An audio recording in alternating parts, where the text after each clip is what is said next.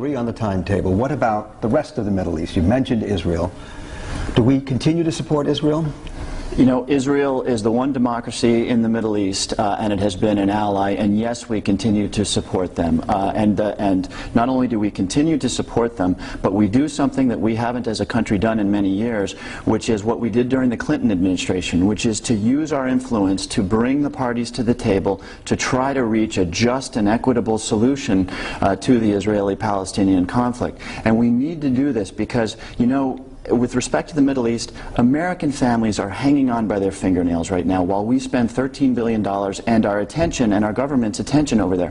It is time for us to refocus at home and start addressing energy, start addressing healthcare, stop going. Chris Shays has been to Iraq 22 times. This district needs a congressperson who is going to focus on the challenges and the issues that the people of this district are facing. And so we need to reorient ourselves to the challenges that our families face. Okay, I don't know what he just said. He talks beautifully and says, no, I understand the question. It's just he talks a lot and says absolutely nothing. We need to take a tough love stand with Israel. We already know the reason why we had 9/11. Osama bin Laden was clear in our 9/11 Commission report. One of the bombers was very clear about why we were there. We are the problem here. We support the settlements. Condoleezza Rice was just there, exasperated. The settlements, 150 settlements now, no change. They keep growing. We've got hedge funds here financing settlements. We've got wealthy Americans financing settlements. 4 U.S. presidents condemned the settlements, and yet they still happen. We are hated worldwide because of our blind support amid what's happening there. We need to take a tough love stand with Israel and demand that there's a resolution and that the settlements building stop.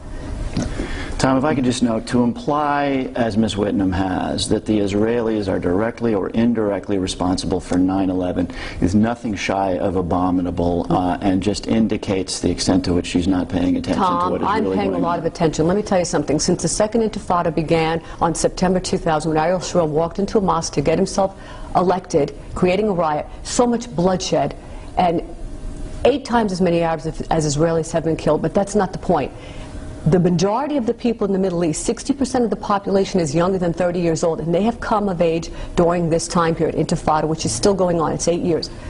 The danger of it is this. They are seething. Getting rid of Osama bin Laden at the top, if you don't get rid of the reasons why people hate us, solves absolutely nothing.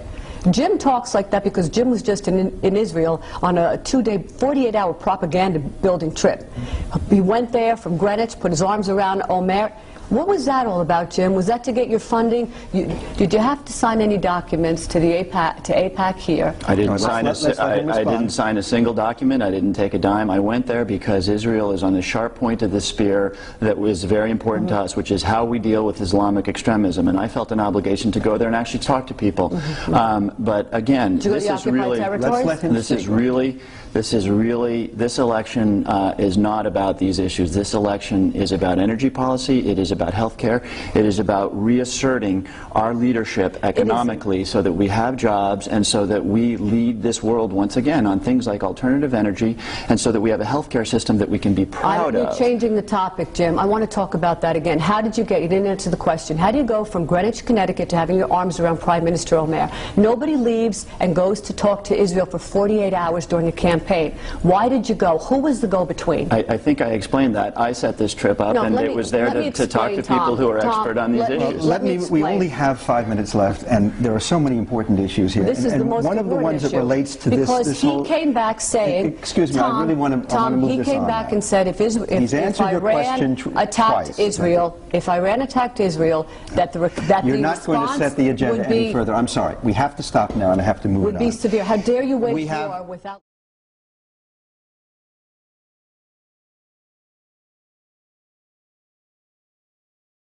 Recently, Jim Himes returned from a 48-hour Pledge of Allegiance trip to Israel. Immediately, he talked about attacking Iran instead of listening to our own national intelligence estimate, which stated that Iran no longer has a nuclear weapons program. Democrats, your vote for me on August 12 sends a powerful message to Washington. We can break the stranglehold of AIPAC, the Israel lobby, on our politicians. Our country can't afford another unnecessary special interest group war. I'm Lee Whitnum, and I approve this message.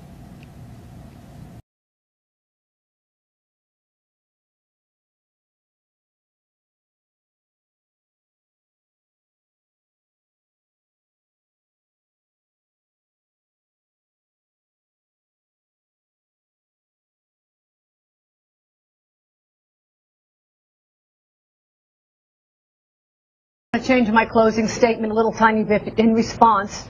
You know, I'm appalled that when I talk about the neoconservatives, somehow it's twisted to be some sort of a racist comment. This is documented fact. The neoconservative role in the taking down of Iraq, unnecessary war, is fact. It's not opinion. I'm dealing with Hoare here, who sells his soul to AIPAC, who will say anything for the job. Ignorant. His response to what I said was just shocking. I'm speaking documented fact, and I think a zealot. I have a plan. I have a what I'd like to propose is a prosecution of settlers here, American settlers, who go to Israel and maim or kill in the Promised Land. Since 2000, 66,000 of the indigenous culture have been killed, many of them by American settlers. This is viewed all over the Middle East, and we are hated for this worldwide. By prosecuting people here who kill overseas, we would solve anti-American sentiment worldwide. All right, this is the number one reason why people hate this country. If you don't nip terrorism in the bud, and the reason why, the Israeli-Palestinian conflict, you're not resolving Your time anything. is up. Thank you. Mr. Murphy. You know, I'd advocated for all the candidates to be a part of these debates. I might think twice about that with that kind of awful language being used on the airwaves.